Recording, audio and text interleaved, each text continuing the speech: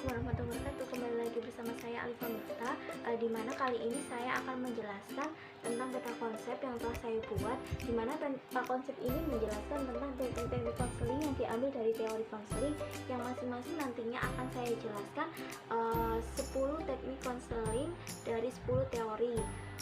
Untuk kelanjutannya, mari kita simak video berikut ini. Teknik RIBT, tokohnya yaitu Albert Ellis, yaitu mengacu pada perubahan pikiran dan tingkah laku berupa gangguan emosi yang dipengaruhi oleh kognisi sebagai sumber masalah psikologis.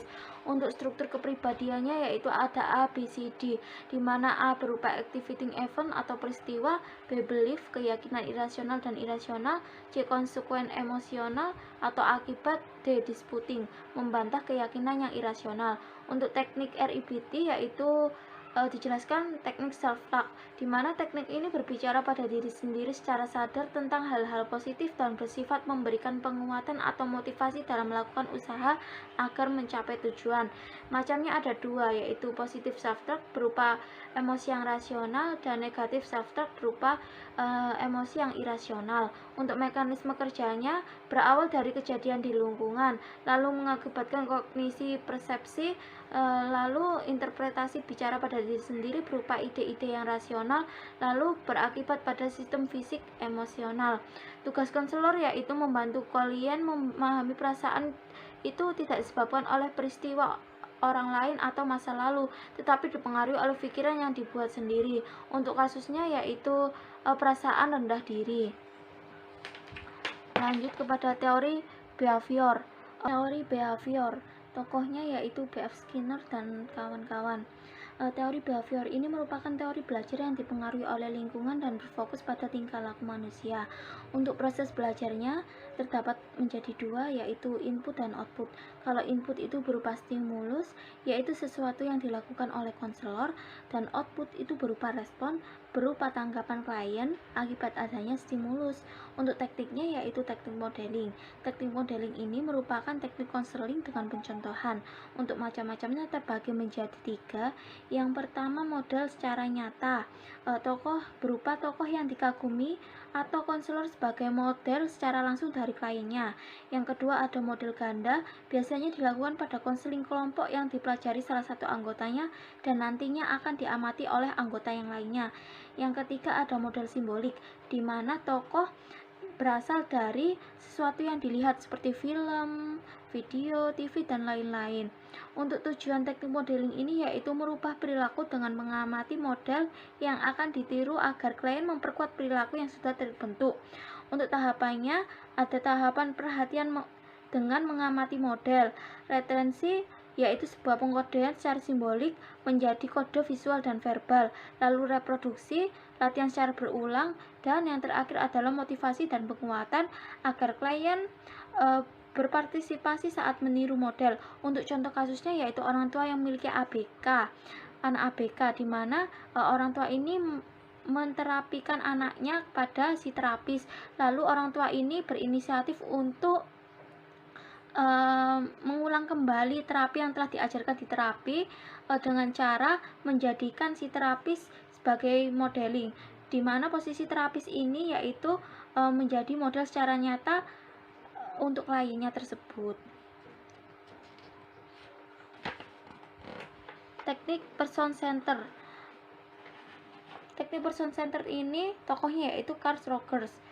Teknik ini menekankan pada kepercayaan klien dan tidak memiliki teknik khusus karena pada teknik ini menganggap manusia memiliki potensi sehingga dapat memahami dirinya dan dapat memecahkan masalahnya sendiri. Tujuan teknik ini membantu klien untuk mengeksplorasi diri dan keterbukaan, mendorong penerimaan diri serta berfokus pada sekarang.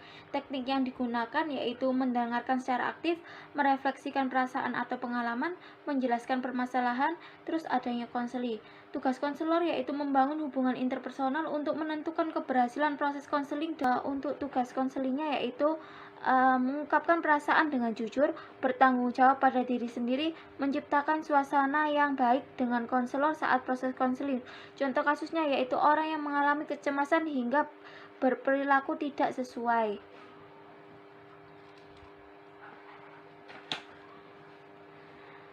Eksistensial humanistik, tokohnya yaitu Abraham Maslow. Teknik ini berfokus pada diri manusia yang menekankan kesadaran diri sebelum bertindak. Tujuannya yaitu mengoptimalkan kecerdasan klien tentang keberadaannya dan bertanggung jawab dengan tindakannya. Tugas konselor yaitu mendorong konseli untuk belajar bertanggung jawab atas kebebasannya. Untuk teknik konselingnya, yang pertama berhubungan baik atau good looking, yang kedua membuat klien bisa menerima dirinya dengan segala potensi dan kekurangannya, lalu merangsang kepekaan emosi klien dan membuat klien mencari solusi permasalahannya sendiri. Untuk contoh kasusnya yaitu perilaku tidak disiplin. Gestalt tokohnya yaitu Friedrich. Teori ini merupakan pendekatan eksistensial yang menekankan pada kesadaran di sini dan sekarang. Tingkah laku yang bermasalah pada teknik Gestalt ini disebabkan oleh pertentangan kekuatan. Yang pertama ada pertentangan top dog dan underdog, di mana pertentangan top dog ini merupakan kekuatan yang mengharuskan, menuntut, dan mengancam, sedangkan underdog yaitu kekuatan tidak berdaya, lemah, pasif, ingin dimaklumi dan membela. Di sini terdapat teknik bermain dialog. Teknik ini menekankan pada klien agar mampu mengarahkan dirinya sendiri untuk berani mengambil resiko. Manfaatnya yaitu menghilangkan pengalaman yang tidak diinginkan dan memberikan kesempatan konseli untuk menyatakan perasaannya yang ingin diungkapkan. Tugas konselor yaitu pengarah proses konseling. Untuk penerapannya yaitu kursi kosong. Mekanisme kerjanya mengkondisikan klien untuk mendialogkan dua kecenderungan yang saling bertentangan berupa top dog dan underdog.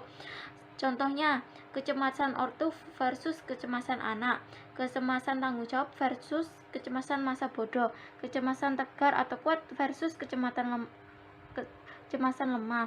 Untuk contoh kasusnya yaitu seorang anak yang dendam pada sikap ayahnya yang suka main tangan.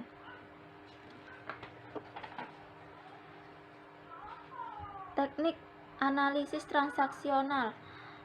Tokoh yang terkenal yaitu Eric. Pada teknik ini menekankan pada hubungan komunikasi antara seseorang dengan orang lain. Posisi interaksi pada teknik analisis transaksional yaitu I'm okay, you are okay, I'm okay, you are not okay, I'm not okay, you are okay, I'm not okay, you are not okay. Pada teknik transaksional ini terdapat teknik kursi kosong, di mana teknik kursi kosong ini tujuannya agar klien dapat mengungkapkan perasaan yang terpendam dalam dirinya melalui bermain peran dan keseluruhan perannya dilakukan oleh satu orang.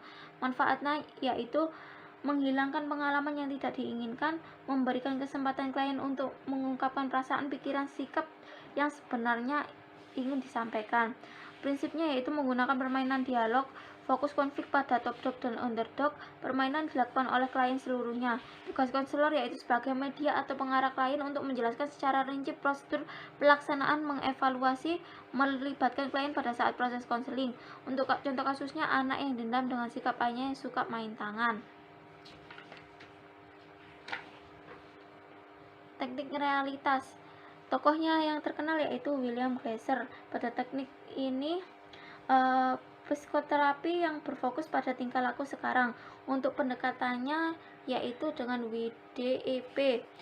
W berupa what, apa yang diinginkan, D doing, apa yang dilakukan, E evaluasi, tujuan yang ingin dicapai, P planning dan komitmen atau aksi. Tujuannya yaitu klien dapat mengurus diri sendiri, mendorong klien bertanggung jawab. Terapi menekankan pada disiplin dan tanggung jawab atas kesadaran diri. Untuk tekniknya yaitu role play dengan konseling, menggunakan humor dengan suasana rileks, perjanjian pembentukan perilaku, memutuskan struktur dan situasi terapi, perilaku yang tidak pantas dikonfrontasi dengan terapi kejutan verbal atau ejekan, ikut terlibat dalam hidup lebih efektif. Untuk tugas konselornya yaitu memotivasi atau menyemangati konseli, pendidik, mencapai harapan, pengikat janji atau batas kewenangan waktu, penyalur tanggung jawab yang menyerahkan keputusannya pada konseli sehingga sadar dan bertanggung jawab dalam menilai perilakunya sendiri. Lalu menulis atau menekankan nilai dari tingkah laku klien. Untuk kasusnya, siswa tidak disiplin sehingga mengalami hambatan dalam menjalankan kewajibannya sebagai murid di sekolah.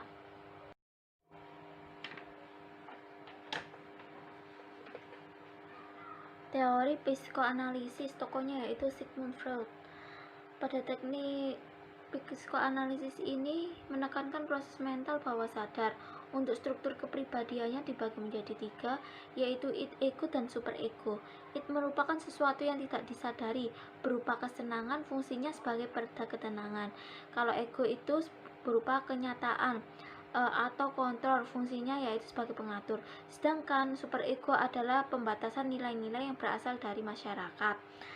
Untuk tekniknya yaitu ada teknik asosiasi bebas. Pada teknik ini merupakan metode pengulangan kembali pengalaman masa lalu dan pelepasan emosi yang berkaitan dengan situasi traumatik di masa lalu. Tujuannya yaitu agar klien melakukan kartasis atau pengungkapan pengalaman masa lalu dan mengembalikan emosi yang berhubungan dengan pengalaman traumatik di masa lalu. Untuk mekanisme kerjanya, klien diminta untuk berbaring di sofa yang nyaman sambil memejamkan mata dan dalam keadaan rileks sehingga klien berbicara sebebas-bebasnya. Tugas konselor yaitu mencatat kata kunci untuk dianalisa sehingga menemukan permasalahan yang digali dalam alam bawah sadar klien. Untuk kasusnya yaitu tertarik pada sesama jenis karena trauma disakiti oleh lawan jenisnya. Cognitive Behavior Therapy atau CBT. Tokohnya yaitu Aaron T. Beck. Pada teknik ini berfokus pada pikiran, emosi, dan tingkah laku. Untuk pendekatannya yaitu ABC. A berupa activating event, yaitu kejadian yang telah terjadi dan agar tidak terjadi di masa depan. B belief, yaitu berupa pikiran atau perbuatan. C consequent, yaitu cara menghadapi masalah. Untuk tekniknya terdapat teknik token ekonomi. Teknik token ekonomi yaitu memodifikasi perilaku untuk meningkatkan perilaku yang diinginkan dan membuang perilaku yang tidak diinginkan. Tujuannya yaitu mendorong meningkatkan kompetensi siswa melalui penghargaan, meningkatkan aktivitas waktu pembelajaran, dan meningkatkan penguatan dan motivasi belajar. Untuk komponen-komponennya terdiri dari token atau simbol untuk memicu tumbuhnya motivasi belajar, target perilaku yang jelas, penguatan dengan barang berharga, sistem penukaran token atau simbol, sistem dokumentasi, dan perpaduan teknis sehingga rencana yang akan dilaksanakan itu berjalan sesuai dengan rencana. Untuk langkah-langkahnya yaitu menentukan perilaku target. Yang kedua, merancang data untuk program, memperhatikan kegiatan program dan barang yang akan dibutuhkan, memilih token yang menarik, ringan, mudah dipindahkan, dan tidak mudah dipalsukan. Contoh tanda tangan bintang, poin, stempel, dan lain-lain. Lalu menentukan lokasi. Tugas konselor yaitu menjelaskan program dan mengatur penghargaan. Contoh kasusnya yaitu perilaku yang tidak sesuai. Contohnya yaitu bicara pada saat doa. Teori Adler. Teori Adler ini tokohnya yaitu Alfred Adler, yaitu menekankan kebutuhan dan keunikan individu. Tujuannya yaitu membantu klien memahami keyakinan, perasaan, motivasi diri, tujuan yang untuk menentukan gaya hidupnya, membantu klien menyadarkan gaya hidupnya, serta mengembangkan perasaan diterima dan berguna di lingkungan sosial. Perilaku bermasalah yaitu dipengaruhi oleh 2 faktor. Yang pertama faktor eksternal dan faktor internal. Untuk faktor eksternalnya tujuan akhir terlalu tinggi, hidup di dunia sendiri, gaya hidup yang tinggi. Kalau faktor internalnya kelemahan fisik yang dibesar-besarkan, gaya hidup yang dimanja, dan gaya hidup yang tertolak. Untuk proses konselingnya yaitu mengembangkan minat sosial dan mengajarkan klien memodifikasi gaya hidup, perilaku, dan tujuannya. Tugas konselor yaitu memahamkan gaya hidup klien dan mengobservasi tingkah laku pada saat konseling agar mengetahui tingkah laku klien yang sebenarnya. Untuk kasusnya yaitu minder. Sekian presentasi dari peta konsep yang telah saya buat. Apabila ada kekurangan mohon dimaklumi dan dimaafkan. Terima kasih. Wassalamualaikum warahmatullahi wabarakatuh.